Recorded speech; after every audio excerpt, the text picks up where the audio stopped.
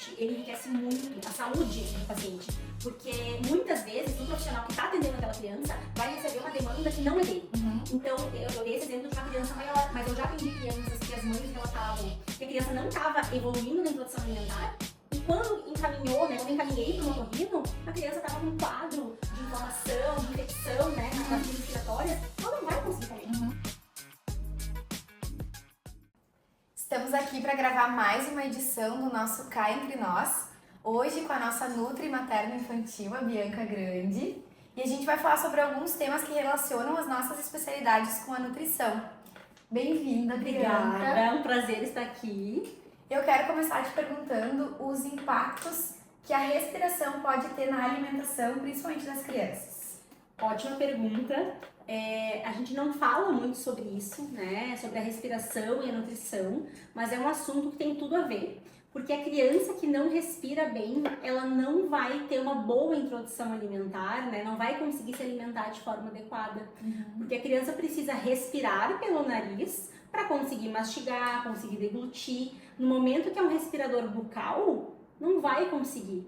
Eu tenho até um caso de um paciente que eu recebi há pouco tempo com dificuldades alimentares, ele não se alimentava, essa era a queixa da família, ele não conseguia comer, ele demorava muito na mesa e me chamou muita atenção que os pais relatavam que quando eles iam tirar o prato, encerrar a refeição, ele não queria. Então ele comia muito devagar. E aí na primeira consulta de avaliação com ele, eu já encaminhei para o otorrino, porque ele ficava com a boquinha bem aberta, aquela postura mais para frente, né? Então tu via que tinha alguma coisa que não estava legal com a respiração. O clássico do respirador bucal. O clássico do respirador bucal. Então é super importante que a gente, enquanto nutricionista, quando recebe um paciente com dificuldade alimentar, que a gente faça uma avaliação bem global para ver de onde vem, qual é a causa dessa dificuldade. Porque nem sempre vai ser uma causa nutricional ou comportamental. Sim. A gente precisa encaminhar para os profissionais. Sim. Né? Então aqui na Antera, a gente tendo todos os profissionais na mesma clínica, a gente já consegue fazer esse encaminhamento na mesma hora. Às vezes chama, né, já para avaliar. Avalia juntos, Avalia juntos, então faz muita diferença respirar bem para comer bem. E até para sentir o gosto, né? Porque na verdade o gosto dos alimentos ele tá muito relacionado com o olfato, com o cheiro. Então aquela criança que não tem uma boa passagem de ar pelo nariz, não sente os cheiros, consequentemente não vai sentir o gosto do alimento, né? Exatamente. A criança respiradora bucal, geralmente ela tem um desinteresse pelo alimento. E aí passa do ponto daquele desinteresse normal, que em alguns momentos a criança não vai querer comer, então Prefere brincar, exatamente. Nesses casos que existe uma respiração bucal, geralmente a criança não quer comer, ou quando ela está comendo, ela tem uma refeição muito prolongada, passa de meia hora. Precisa parar para puxar o ar pela boca. Exatamente. Então é muito importante que quando a gente, né, nós como nutricionistas, recebemos uma criança com dificuldade alimentar, é bem importante que a gente saiba identificar se é uma causa nutricional ou não, e se não for, encaminhar para o profissional responsável. Eu já tive situações de encaminhar para o otorrino, já tive situações de encaminhar para o odontopediatra, porque às vezes tinha alguma alteração, né? E para fono também, porque às vezes alguma alteração de língua, alguma coisa assim. E o tratamento a gente vai seguir na nutrição, mas precisa desse acompanhamento especializado, né, do outro profissional. Multidisciplinar, né? Sempre. E acho que essa questão vem desde a amamentação, né? O bebê que não respira bem pelo nariz também é um bebê que pode ter dificuldade já na amamentação, né? Então é algo que a gente não para pensar, mas que tem muita relação, né? Total. A respiração, ela muda a vida, né, da criança. E muitas vezes se vai amamentando com dificuldade, se passa pela introdução alimentar com dificuldade, e aí chega na nutricionista com alguma questão com peso. Geralmente é esse o caso, né? A criança chega na nutricionista com baixo peso, ou tá ali no limite, e aí tu vai investigar e tu vai ver que, nossa, na verdade, quando tu vai fazer uma anamnese, tu vê que vem lá de trás, só que nunca foi tratado. Sim. Né? Nunca foi olhado, nunca foi encaminhado para um especialista. Sim. Então faz toda a diferença. E é muito comum a gente ver, assim, pacientes pós-cirurgia, né? A gente opera adenoide, que é uma das cirurgias mais comuns da otorrino, e aí no pós as mães veem, meu Deus, essa criança tá comendo muito, não comia tanto antes. que tem total relação com essa questão, né? Exato. Então, a gente precisa melhorar essa permeabilidade nasal, né? A questão da musculatura também, né? Tratamento com a fono, a questão do palato com o odontopediatra. Então, é um tratamento que realmente, quando é multidisciplinar, eu acho que as crianças só têm a ganhar, né? O acompanhamento multi, ele enriquece muito a saúde do paciente, porque muitas vezes o profissional que está atendendo aquela criança vai receber uma demanda que não é dele. Então, eu dei esse exemplo de uma criança maior, mas eu já atendi crianças que as mães relatavam que a criança não estava evoluindo na introdução alimentar, e quando encaminhou, né, quando eu encaminhei para o otorrino, a criança estava com um quadro de inflamação, de infecção, né, nas vias respiratórias, que ela não vai conseguir comer, né? Ela sente dor, ela sente desconforto, então não era uma questão minha, só que eu fui a porta de entrada para aquele paciente, que ela já estava em acompanhamento comigo, então é importante a gente saber diferenciar o que é nosso e o que não é e poder encaminhar. E quando chega pra ti, provavelmente essa criança já tá sofrendo há bastante tempo, né? Pra chegar num baixo peso, né? Pra chegar nessa questão de restrição alimentar. Talvez ela já venha sofrendo há muito tempo, mas isso passou despercebido, né? Porque muitas vezes a criança que não está comendo, os pais associam a um mau comportamento, né? Não estou insistindo o suficiente, ele tá fazendo birra, ele tá fazendo manha. E uma coisa é fato, a criança que não come tem algum motivo. Nenhuma criança não come para chamar atenção, né? Por esse único motivo. Tem mais alguma coisa envolvida. Então, a criança que tem qualquer dificuldade alimentar precisa de investigação. Não existe isso de forçar a comer, de fazer barganha. Isso só vai prejudicar a relação da criança com a comida e não vai melhorar aqueles parâmetros, né, fisiológicos. A criança não vai ganhar mais peso porque a gente está forçando, porque a gente está insistindo. A gente precisa investigar. Por vezes vai ser algo realmente relacionado com a nutricionista, que a gente vai, né, ter as condutas ali e vai conseguir encaminhar. E às vezes a gente precisa do auxílio de outros profissionais. Então o trabalho multi aí entra muito bem-vindo. É enriquecedor. Para nós e para os pacientes, né? Exatamente. Bianca, e a chupeta, ela pode interferir de alguma forma nas questões alimentares? Sim, a gente sabe, né, dos malefícios da chupeta, pensando aí na odontopediatria, né, na otorrino, e na alimentação a chupeta também pode ser bastante prejudicial, principalmente dependendo do tempo que a criança utiliza essa chupeta, né, porque a criança, ela precisa de estímulos sensoriais.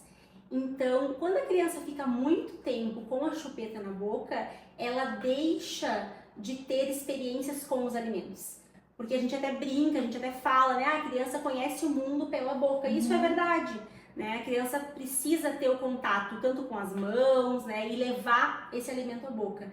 Se a criança passa muito tempo do dia com a chupeta, ela deixa de ter esse contato nesse momento primordial, que é ali dos 6 aos 12 meses, esse início de introdução alimentar. Ela vai estar muito mais tempo com a chupeta na boca e vai deixar, né, de ter contato com os alimentos. E aí, pensando na introdução alimentar, pensando aí a médio, né, longo prazo, pode trazer um prejuízo, sim. Assim como outras questões com a chupeta, não é algo certo, não quer dizer que isso vai acontecer, mas existe a chance, pode acontecer. Bianca, quando a gente fala então da qualidade da alimentação, uma dúvida que muitas pessoas têm é a questão do açúcar, né? Que ele não é recomendado para crianças menores de 2 anos. Fala um pouquinho sobre isso para nós. Perfeito. Realmente, né, é uma orientação bem estabelecida já, que a gente não deve dar açúcar para as crianças menores de 2 anos. E aí os motivos para isso, né, são questões de paladar. Então a gente quer formar um paladar mais diverso. E no momento que a gente introduz o açúcar antes dos 2 anos, a gente vai estar limitando esse paladar. Então esse é um dos motivos. A gente pensando aí na odontopediatria também, né, na doença cárie, se a gente introduz o açúcar muito cedo, as chances de desenvolver cárie são muito maiores.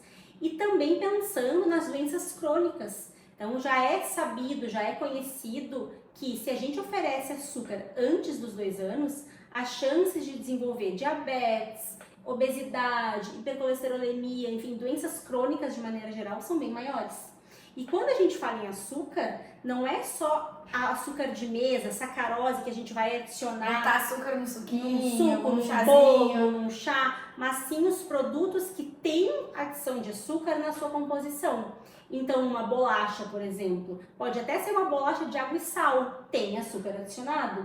Uma chimia, né, que é muito aqui da nossa cultura, a gente tem o hábito de comer chimia, de comer geleias, grande parte, a chimia com certeza tem açúcar adicionado. E outros produtos também que se comportam como açúcar, são açúcar, só que não são a sacarose, que por exemplo o mel e o melado. Com adendo do mel, que de forma alguma pode ser oferecido até os 12 meses em função do botulismo, né, que é um risco muito alto para criança, então a gente não pode oferecer. Mas mel, melado, chimia, a gente não deve oferecer até os 24 meses. E aí eu gosto muito de trazer que a criança não vai sofrer por conta disso. Acho que isso é muito importante, porque a gente entende que pessoas de outra geração ou que não têm tanto conhecimento vão falar: ah, mas coitado, vai ver todo mundo comendo. Mas da mesma forma que a gente não vai dar outras coisas que não sejam Bebida adequadas, de álcool, talvez. exato. Né? Se uma criança vê alguém tomando um copo de cerveja, A gente não vai ela dar, né? vai querer porque ela quer fazer o que você está fazendo. Mas a gente não vai dar porque não é adequado. Então, o açúcar, depois dos 2 anos, ele pode sim ser consumido de maneira eventual, né, dependendo do contexto, mas a gente não vai oferecer antes dos 2 anos, porque não é adequado para criança. Deixa eu te perguntar, Bianca, porque na medicina, né, quando a gente fala em tosse, muitos guidelines recomendam o uso do mel como um tratamento eficaz, com comprovação científica para a melhora da tosse, né? E na nossa prática clínica, em geral, a gente nunca, né, usa esse mel como medicamento antes de 1 ano de idade pelo risco de botulismo, mas te confesso que às vezes depois de 1 ano acabo muitas vezes prescrevendo uma colherinha de mel de noite quando a criança está com tosse, mas como um medicamento. Qual a tua visão como nutricionista sobre esse uso do mel como um medicamento nos casos de tosse? Porque a gente não tem muito medicamento para tratar tosse nas crianças, né? Muitos remédios que a gente pode usar em adultos não são recomendados para uso em crianças.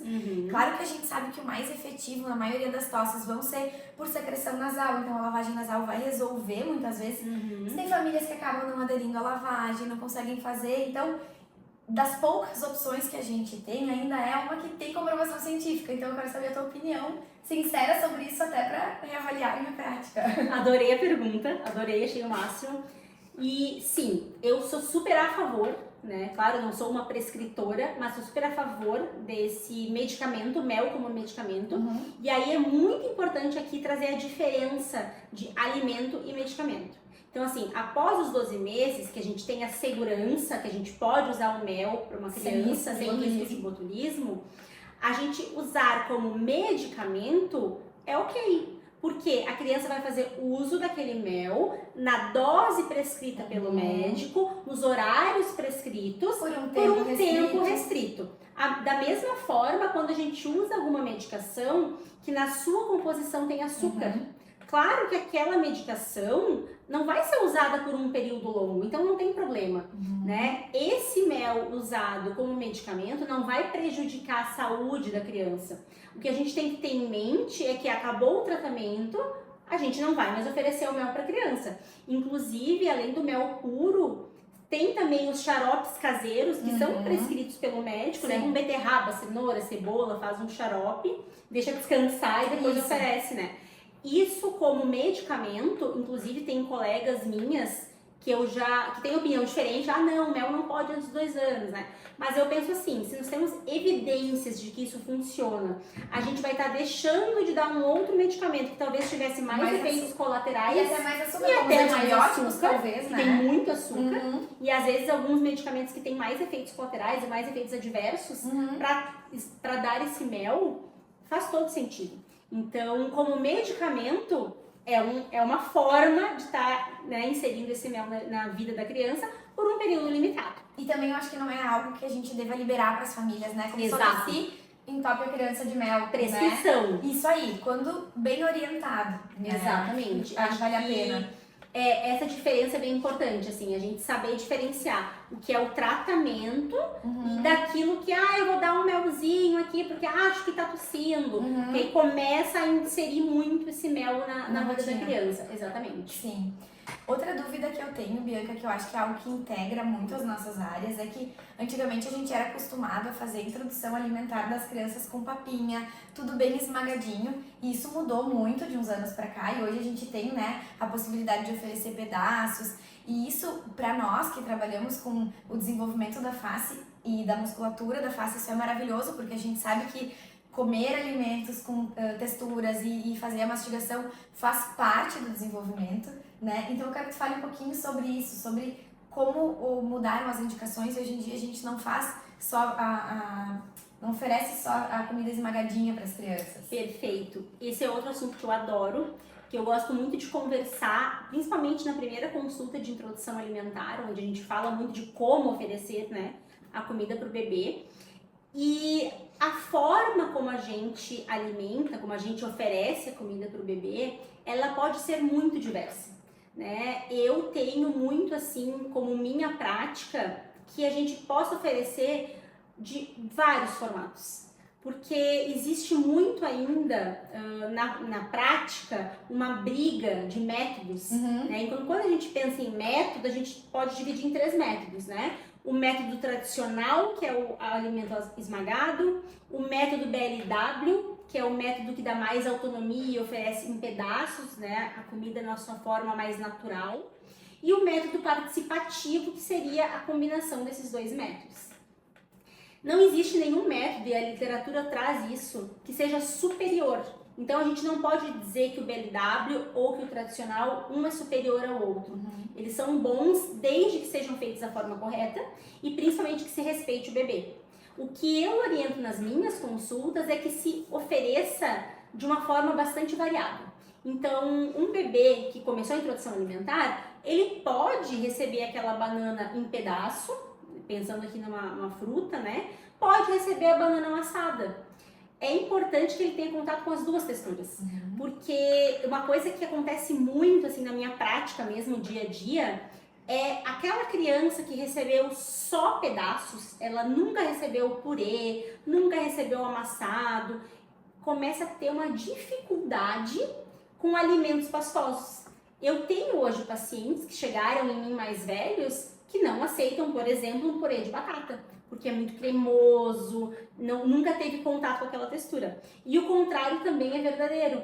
Crianças que sempre receberam tudo muito amassado, às vezes até liquidificado, que é totalmente contraindicado, e que tem muita dificuldade com alimentos mais duros, com carnes, né, com alimentos com uma textura mais tenra. Então, o ideal é que a gente possa oferecer para a criança a comida da família. Então, a batata, como ela vai ser oferecida hoje em casa? Vai ser uma batata assada? Todo mundo pode receber essa batata assada, inclusive o bebê, desde que a textura esteja adequada para ele. Hoje a gente vai comer uma batata em forma de purê, todo mundo, inclusive o bebê, vai receber o purê.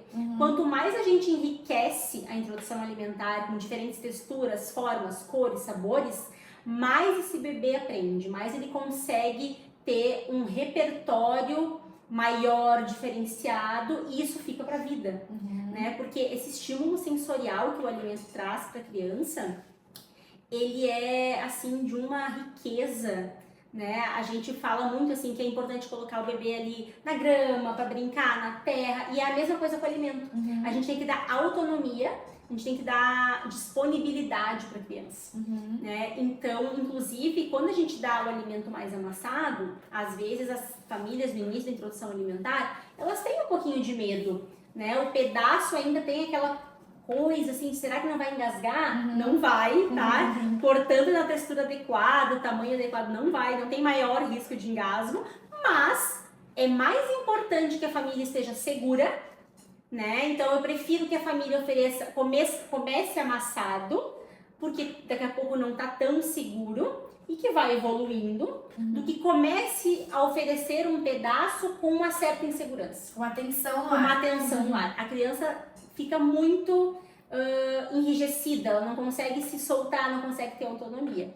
Então, resumindo, né, a resposta, os dois métodos são adequados e eu sempre oriento, sempre tento com que a família ofereça um pouquinho de cada. Ótimo. Porque quanto mais, né, rico esse momento, melhor vai ser para a criança. E além da questão do açúcar, né, que é então contraindicado antes dos 2 anos, tem a questão do sal, que não se recomenda usar antes de 1 ano de idade. Eu queria que tu falasse um pouquinho sobre isso. Perfeito. O sal também é um ingrediente culinário que a gente não vai adicionar até 1 ano.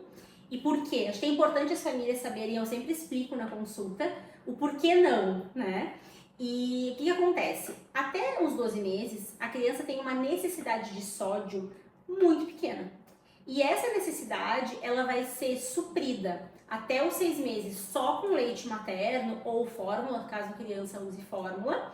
E até os 12 meses, apenas o sódio desse leite e dos alimentos já é super suficiente. Qualquer graminha que a gente adicione de sal já vai ser um sódio excedente. Sobrecarrega aquele rim. Sobrecarrega o rim, é isso. Uhum. É por isso que a gente não pode adicionar sal. E aí, às vezes, a gente escuta algumas orientações, uma pitada. Só que a pitada depende da família. Sim, o que é uma tem uma pitada? medida, né? O brasileiro consome muito sal, muito além das necessidades. Uhum. Então, se a gente libera, se a gente fala, ok, uma pitadinha, vai sobrecarregar. Sim, porque vai tu não sobrar. consegue medir, né? Não consegue medir. Então, assim, é zero sódio. Uhum. Quando o bebê começa ali a caminhar, começa a se mexer muito mais, que é em torno de 12 meses, essa necessidade de sódio aumenta bastante. Uhum. E aí, por isso que a gente começa a adicionar o sal na comida ali pelos 12 meses.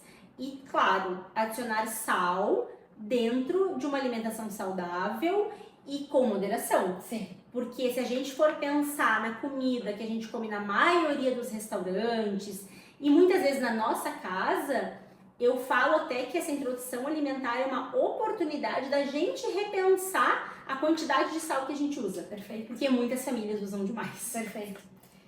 Eu como mãe, assim, né, tenho uma preocupação muito grande nessa questão da introdução alimentar, porque eu penso que eu quero criar para os meus filhos um relacionamento saudável com a comida, que é algo que nós, na nossa geração, não tivemos, né? A gente foi criado com aquela ideia de que a gente só podia levantar da mesa se limpasse o prato, então, assim, zero respeito a sinais de fome, de saciedade, né? E eu acho que é fundamental o acompanhamento de um nutricionista durante o desenvolvimento da criança, mas eu queria que tu falasse um pouquinho sobre isso, sobre essa importância do acompanhamento nutricional nesse momento, assim, de introdução alimentar e durante a infância, que eu acho que faz toda a diferença para a relação que essas pessoas vão ter com a comida no futuro.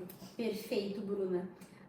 A introdução alimentar, ela tá dentro de uma janela de oportunidades que o ser humano tem no início da vida. Então, ali, desde a gestação até os 2 anos de idade, a gente tem um período que a gente chama de 1000 dias, né? Que são os primeiros 1000 dias de vida daquele ser humano. Então, quando a mãe já me procura na gestação, eu fico imensamente feliz, né? Porque existe toda uma programação metabólica da vida daquele indivíduo que começa na gestação. Sim. Então, tudo... Até antes da gestação. Até antes, na verdade é antes mesmo. Na verdade, a gente até fala em 1100 dias, né? Que tudo que a mãe faz 3 meses antes da gestação já faz muita diferença, né? O pai também, então é importante que o pai também cuide da sua alimentação. E essa programação metabólica que começa ali antes da gestação, ela segue e ela vai até os 2 anos de vida. Claro que não é um portal que se fecha com 2 anos, mas nesse período dos primeiros 2 anos de vida, tem um crescimento de tecidos, né? Um desenvolvimento dos órgãos, do cérebro muito rápido. E tudo que a gente dá para o corpo nessa fase vai fazer muita diferença a curto, médio e longo prazo. Então, é claro que a nutrição, a ciência da nutrição, ela é muito importante em todas as fases da vida. E é claro que a gente pode mudar hábitos, né, depois de adulto. Mas tudo aquilo que a gente fez lá no início vai sempre interferir na nossa vida.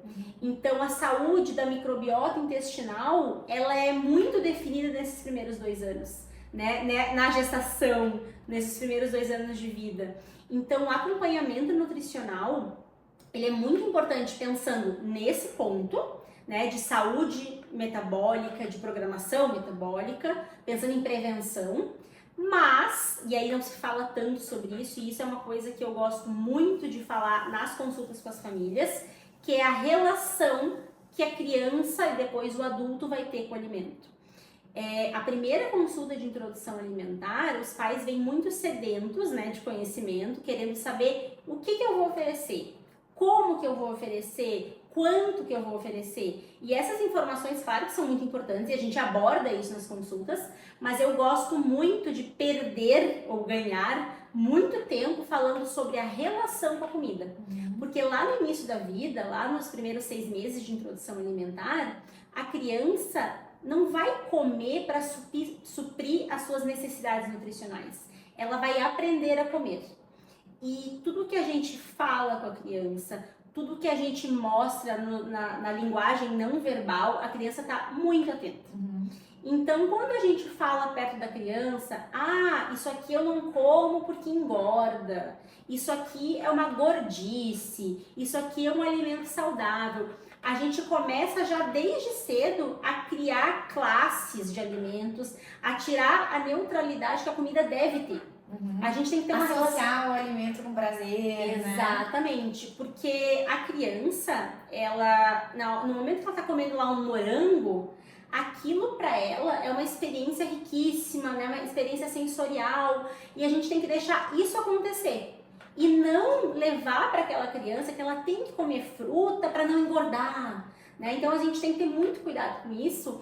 Isso é um tema que eu levo muito para as consultas, eu gosto de falar sobre isso, porque as crianças que fazem esse acompanhamento desde o início da vida comigo, né, com alguma nutricionista e que seguem, eu vejo assim que elas têm uma relação com a comida muito diferente do que a nossa geração teve. Sim. E aí eu sempre chamo a atenção dos pais, né, para algumas coisinhas que é legal a gente cuidar, porque pra gente é automático.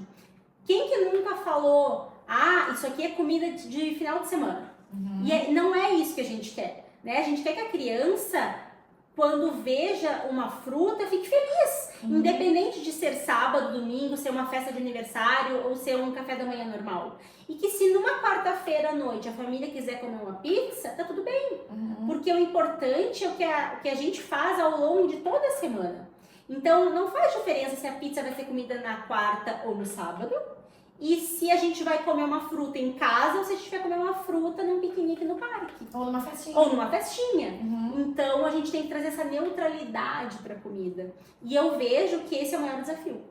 Sim. Né? Porque a gente teve Fomos criados diferentes. outra criação. A nossa relação com a comida é diferente, É né? muito diferente. E eu acho muito bonito de ver os pais que vêm, né, para consulta, vêm abertos a aprender. E eles vão ressignificando a sua relação, né? Vai ficando assim, é muito lindo. Quando os pais vêm com vontade, não, quero saber como é que vai ser, vamos fazer diferente. Abertos. E aí tu vê que toda a casa, toda aquela família muda a sua relação com a comida. Eu acho, eu pelo menos vejo assim, a introdução alimentar dos meus filhos como uma forma da gente melhorar a nossa alimentação, mas principalmente a nossa relação com a comida também, né? Então acho que é muito rico. E a gente acha que a gente sabe comer, mas nada como uma profissional, né, que estudou sobre isso. E a gente tem aprendido muito contigo, eu como tua paciente e os meus filhos também. Então, que bom seria se todas as crianças tivessem a oportunidade de ter um acompanhamento com uma nutricionista materno-infantil, porque isso faz muita diferença na vida e eu sou a prova disso, os meus filhos também.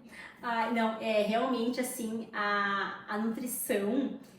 ela faz muita diferença mesmo, assim, não é porque é a minha profissão, né, que eu tô vendendo o meu peixe, mas a gente vê muita diferença. Na verdade, pensando assim nesse atendimento multi, é o bom que é ter o conhecimento do especialista, né, que nem a gente falou lá no início.